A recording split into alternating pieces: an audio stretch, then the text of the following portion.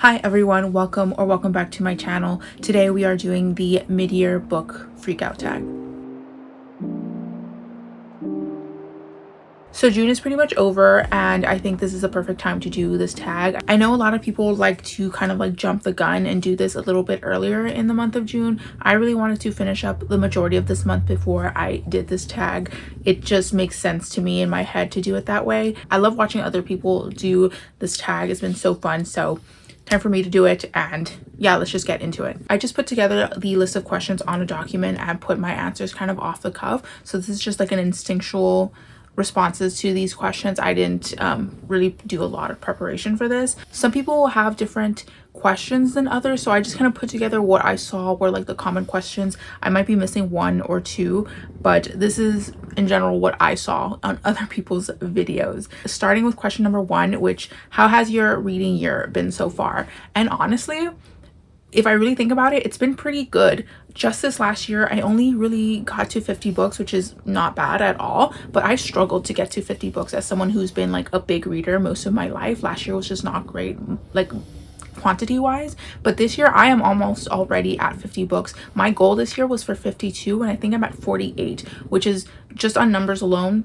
fantastic. As for what I'm actually reading, like quality wise, I've always been a person that can find something to praise a book about, so I'm kind of easy to please. I am hard to impress, so I don't give out a lot of 5 stars, but what I've actually been reading, I've been mostly enjoying. There's only been a handful of books that I'm like, ooh, this is like not good and I would not recommend, but in general it's hard for me to like really dislike a book. So quality wise, I've also been pretty good. Also, I forgot to mention, if you hear snoring, he's very loud, and I have the questions pulled up on a tablet, so if I look down a lot, that's why. Question number 2 is, what has been the best book of the year so far?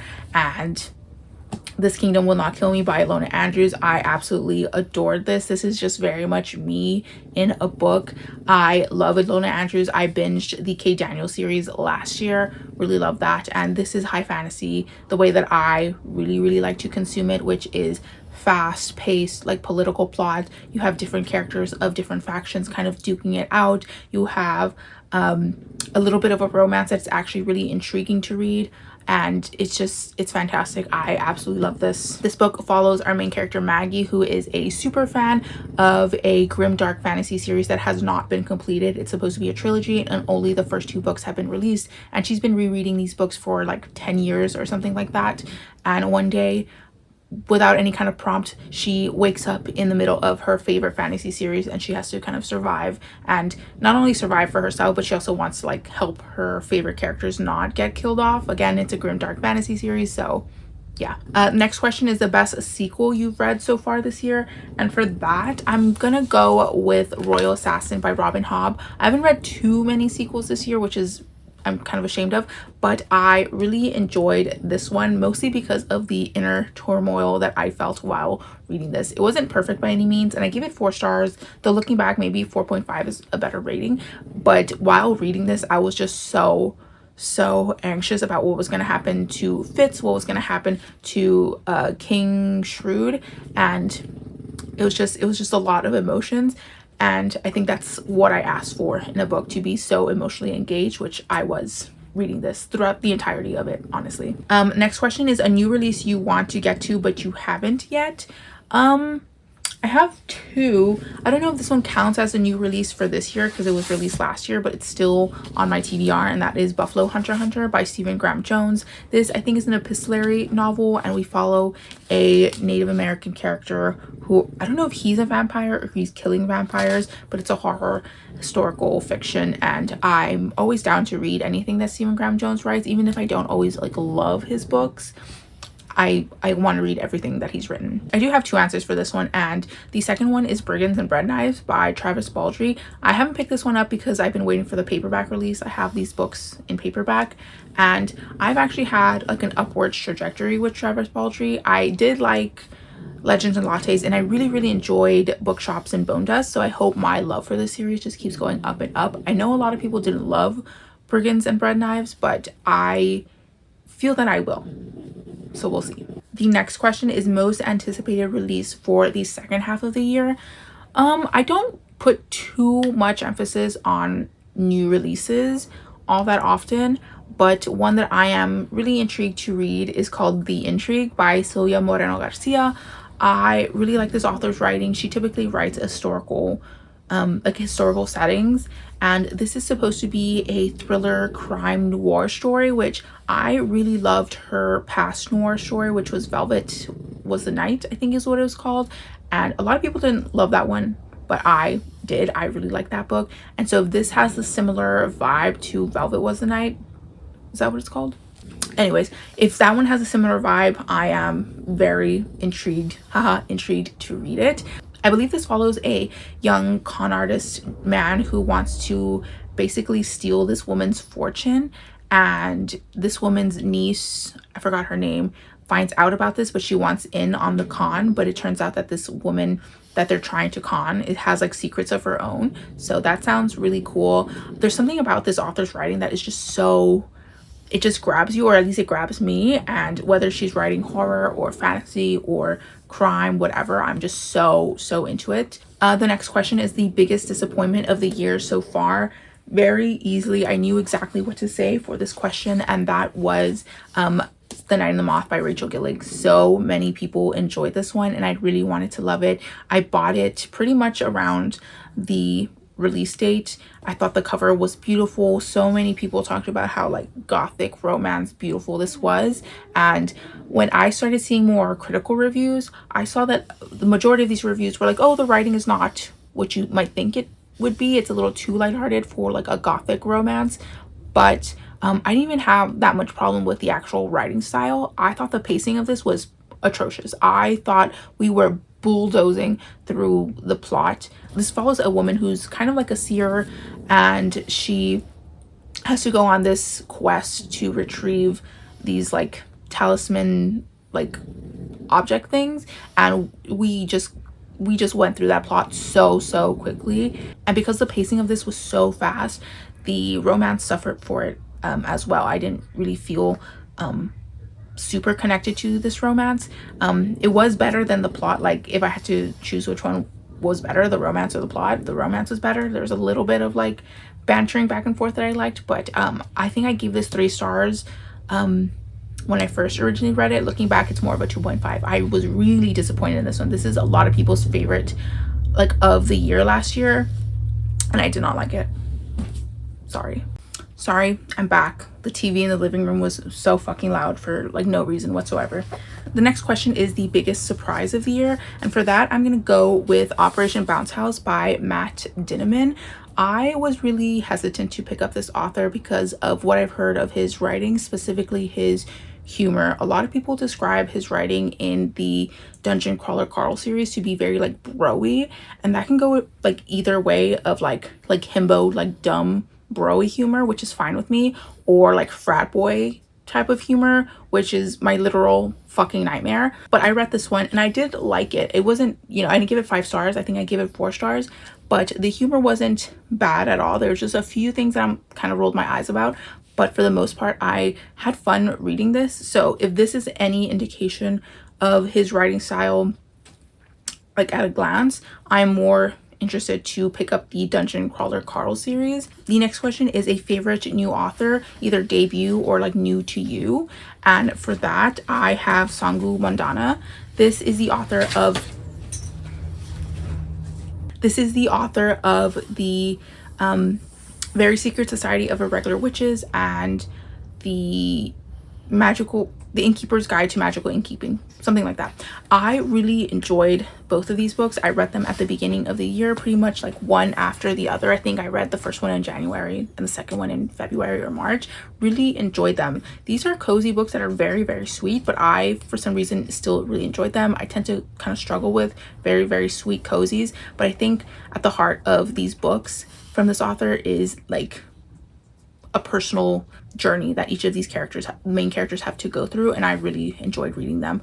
She does cozy emotionally very well. I think a lot of people do cozy with like just thinking, if I set it in a bookstore and there's like quirky characters, that's cozy enough, and that's just like one aspect of cozy that I need that emotional investment to feel the coziness, if that makes sense. Next question is the newest fictional crush. I usually have like no answer for this because I don't like crush on fictional characters all that much, but this year I did read a character that I really enjoyed, and that is Gideon Nav from Gideon the Ninth. I adore Gideon.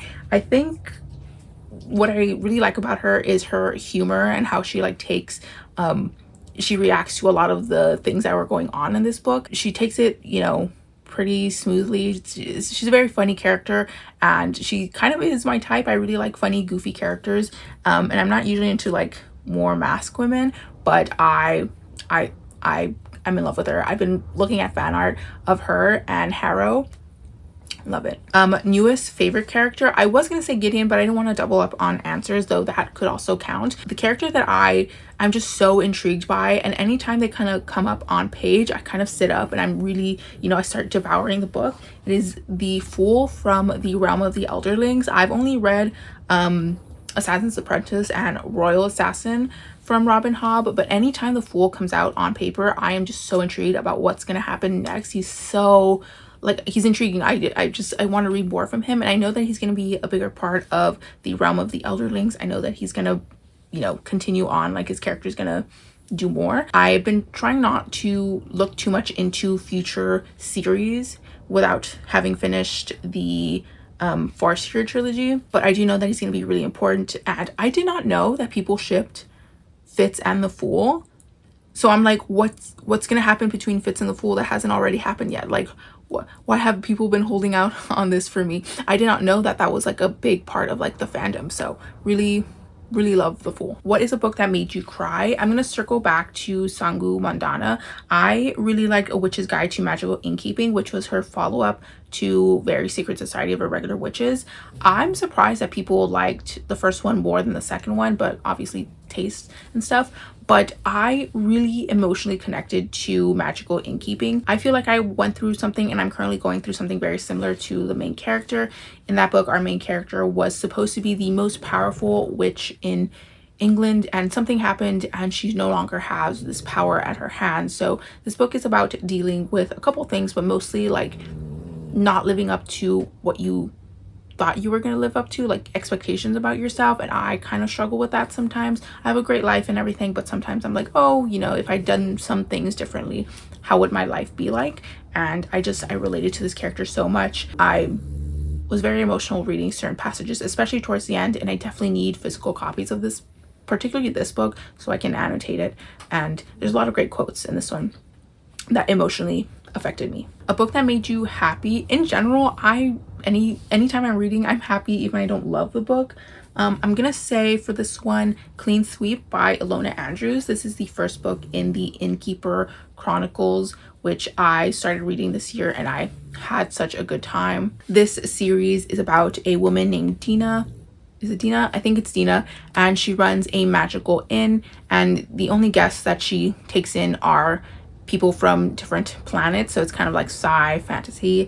The inn is very magical, but there's a lot of aliens and stuff in this story, and it's really fun, lighthearted, a little bit of action, a little bit of romance. They're not very long. They're like 200-ish pages each book that I've read so far. I think I've read the first 3, and they're just really exciting and fun, and exactly what I look for in an Ilona Andrews book. And I'm really happy when I pick them up. The next question is the most beautiful book you bought this year. This is technically a subscription box book, but it did come this year, so I'm going to count it, and that is The Poet Empress by Chantal. I did like this book. I didn't love it as much as other people, but this is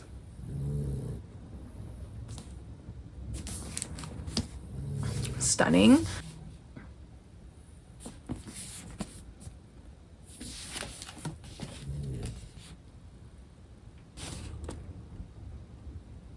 My experience reading this was super up and down, but I ended up liking it, so I'm gonna keep it. I was gonna unhaul it if I didn't like it, but I'm glad that I ended up giving it a decent rating. And the next 2 questions are kind of similar, but it's what books do you need to read for the rest of the year / any plans for reading for the rest of the year. In general, series. I really need to focus on series. I even did a video at the beginning of the year talking about all the series that I would like to continue on with, and while I have touched on a few series, I haven't really finished a lot of series. So for sure I really need to finish the Farseer trilogy. I just need to read Assassin's Quest. I am planning to pick up Harrow the Ninth. I really loved Gideon the Ninth. Really interested to see what happens next. You can't see it, but this book right here, I need to read the third book in the Annihilation Southern Reach trilogy by Jeff Vandermeer. Just a lot of series. Also, another goal that I had this year was to read more new releases, which I actually have been doing. I did, I think, 2 new releases vlogs, and I'm going to start doing another one of those soon. My new releases are right here. They tend to be the bookish subscription books that I get from those services, so that's how I'm getting new releases. Also want to get through a lot of my physical TBR because I am at capacity. I've started to like double up within actual shelves, like right here. These are all doubled up. Physical TBR, new releases, series. Definitely need to just also get rid of books that don't bring me like immense joy. There's a lot of books that I've read that I gave like 3.5 stars. I don't need them on my shelves, but I hate getting rid of books that I've read and kind of liked. Yeah, I think that's pretty much all the questions.